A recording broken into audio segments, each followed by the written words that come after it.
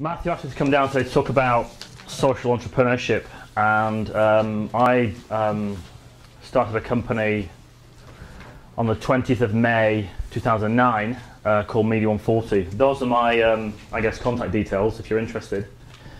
I'm going to talk a bit about today about what I've done, why I did it, how I did it, and also let's give something back to you guys in terms of what I think you should be looking at over the next 12 months in terms of trying to develop your, I guess, social entrepreneurship online.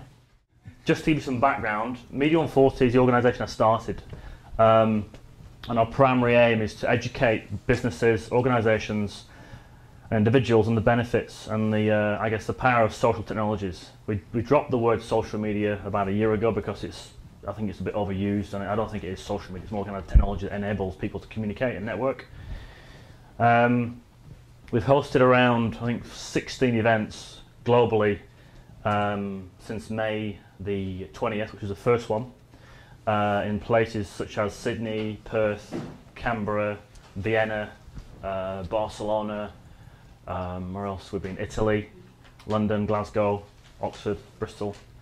So we've done quite a lot in terms of pulling together different industries to help them understand the benefits and the impacts of social technology. So we looked at journalism in Sydney with ABC, with people like Jay Rosen and Mark Scott from the ABC. We've looked at the wine industry in Italy as part of the International Journalism Festival.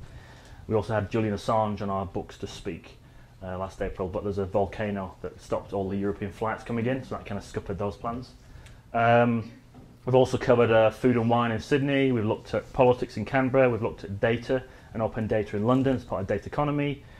At the moment we're looking at events in Barcelona from last year, and also this year we've got things lined for Brisbane, Perth, Barcelona, South Africa possibly, maybe Canada. So we're doing a lot of things in this space, and it's a business that was formed off the back of Twitter. Nothing else, hence the name, the 140 is the character limit of Twitter. That's where it came from. It's not where I'm going with it, but that's where it came from, and this is going to be a bit of a story about how it came about.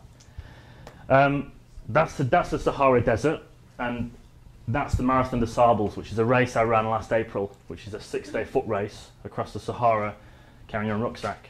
And that's the reason why Media140 started. I needed to raise some money for charity, for MenCap, to enter the race. And so I had to think of an idea and a thought, a project, whatever, a creative idea to stimulate enough people to raise enough cash to give me to pay MenCap to do this race. And obviously Media140 was a product of that charitable initiative. I can heartily recommend it if you're into running, but your feet are a bloody mess afterwards. Why the plastic bags? Oh, the plastic bags, they're called gaiters, and basically you obviously run on sand, a lot of sand in the desert. If you get sand in between your toes after 6 days, they look quite a mess. So the gaiters are to prevent sand getting into your shoes. Does it work? Yeah, most of the time. I mean, the French guy, it's a French race. A lot of the French people didn't wear gaiters because they thought they were, because the French are a bit different. I apologise for any French people in the audience. Just a little bit of a joke. But it is sponsored by the French. There's a lot of French doctors on there, like doc trotters. They look after your feet. And if you're English, it's not, oh, I've got to go into the French doctor. They're going to cut my toe off. They're really nice guys, but obviously there's different, people do different things. But that was the reason why it started. But I'm here today to give you something to think about, and it's about you as an individual. What are you going to offer potential employees or businesses or industry as an individual because of your skills and your outlook within this kind of new social enterprise that's risen from the likes of Twitter, Facebook, Google, Bing, all of these different technologies that have kind of come out of I guess the information or the technology revolution of the past possibly maybe 8-9 years. And there's an article I spotted in a New York Times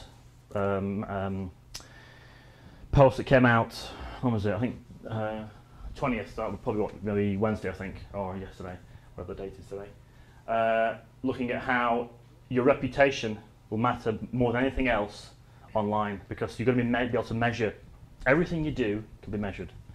So whether that's the number of tweets you send, the quality of the posts you leave on comments, if you put your name next to it, all of this data that you generate online is being measured and tracked and watched and monitored by whatever government organisation that wants to look at their citizens. any marketing agencies want to look at the kind of trends or the activities of the flock, because obviously different demographics are different things. So naturally, you're going to be somewhere in that kind of melting pot of individuals who are being watched online. So it's down to you to really consider your position and your activities within this online world, and how that may affect your future likelihood of employment, or career prospects, or of starting a business, etc. So, if you think about it, over the past 10 years, all of these little startups have sprung up out of nowhere, and that's just a very small snapshot of what's there. Hundreds and hundreds of thousands of these things come up every day, every week. Some of them die, some of them don't, some of them grow to become Twitter. Take JIQ. JIQ was a kind of a competitor to Twitter. It was bought by Google, and they just sunk no money into it, and it's disappeared. Now Google are trying to buy Twitter, possibly. So all of these, services are coming out of the woodwork, and you never know. You might be the next founder of a startup that appears in one of these logo spots. And I think one of the biggest things I can give to you guys today is really a sense of the importance of, I think, three key things that will help. And so I'm going to tell you a story about the one's three little nouns, not pigs, nouns. And I hope this is going to help you understand a bit more about the technology. Just a quick test before we start. Does anybody know who this guy is? Apart from some old chap in a black and white photograph. No? He's not one of the Little Britain blokes dressed up. That's a very good answer, actually. No, actually, there is a very close. If I had glasses and a wig, you could actually get it, couldn't you?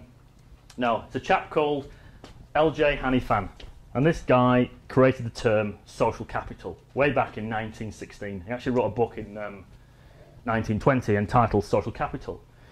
Do you know what social capital is? Anybody? If you raise your hands if you do, or put your hands down if you don't. So nobody putting their hands down, so you can have in between, I guess. Okay, so social capital is essentially your value within a social network beyond that of money, assets, or any kind of tangible worldly things.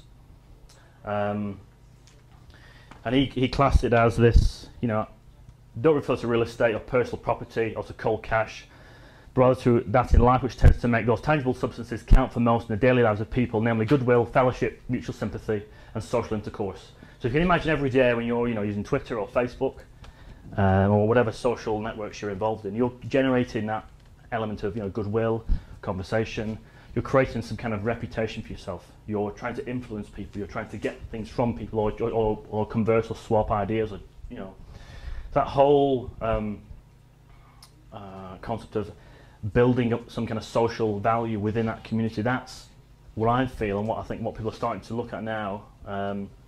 Certainly, the measurement perspective is where things are moving. So you need to think about where you're going to take yourself in this kind of whole new digital world. And for me, it was to obviously create a brand called Media140 and to try and nurture and provide a platform to connect all these different industries across a common thread. So the thread is social technology, and the industry could be journalism, it could be marketing, it could be education, it could be science, it could be politics, but they all have a common goal in mind, is to reach out to communities to kind of build and grow each community to support their own needs. And I'm trying to do that with the products and the services we're developing. The three little, not pigs, but nouns are reputation, influence, and trust.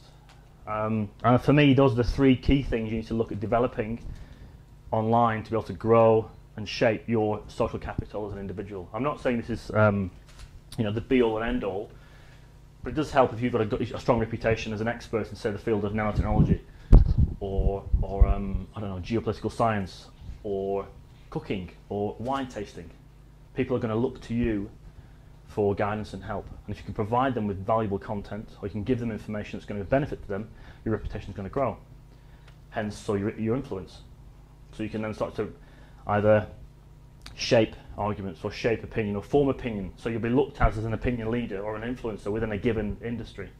And there's a lot of activity at the moment, certainly in the marketing world. I'm saying they try and identify the influencers. So social media monitoring companies, people like Alterion, Synthesio, who else can I think of, Radian 6, they all claim to say we can find the influencers. And the influencers are the people who change things. Those are the change agents. And they haven't got there overnight. It's taken them a long time. There's a guy called Chris Brogan. Don't know if you've heard. Anybody heard of Chris Brogan? Arms up? No? Just me and Chris then. Chris Brogan is a guy, there's lots of people like him. He's very, very good at engaging people online and providing them with really great bits of information about how to market your services, how to grow your business. And it's taken maybe 3 or 4 years to grow this kind of, I guess, bigger than life personality. Not just online, but also offline at conferences and presentations. And he's written a book called Trust Agents. And he obviously espouses the, I'm not saying he espouses the kind of 3 pigs concept, but in essence, things like influence and trust and reputation, if you can grow those as an individual in the real world, obviously you're seen as somebody who's trustworthy, is reliable, and as an expert, those people come to you. So if you do the same online, naturally you think there's a similar, set of rules that if you create that degree of experience online, or expertism, is such a word, people will obviously be drawn to you, and you can then grow and develop your, your social capitalism.